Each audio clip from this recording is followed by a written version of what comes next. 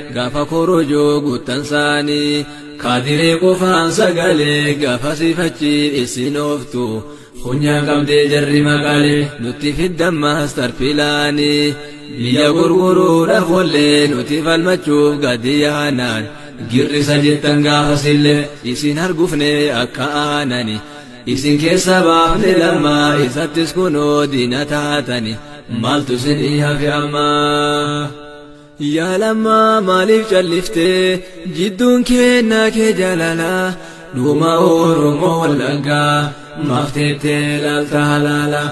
sirrattis dolli gorameera dhageenye turreerra duraan keessattis hidhammoo maaf keessaan buune baaburaa maal taatee baddee nu duraa kallattii gadhiise taanaan yookaan maaf hin sirreessine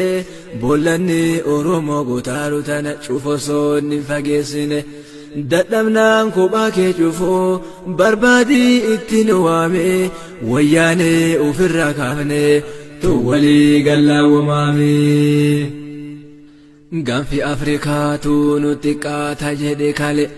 haqa Oromoo awwaalee amma deebi'ee gandummaan godina Jimmaatti galee awwoomaan balleessine jedhe waan Jimma ta'e qofaaf na jibban malee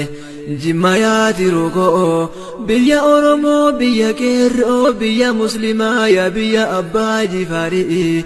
amantii fi kutaan qoqqooduun hin dandahamu qeerroo Jawaari dhaloota qubeetii dhaloota citiin siyaasaa galee siyaasaadhaan cabsuu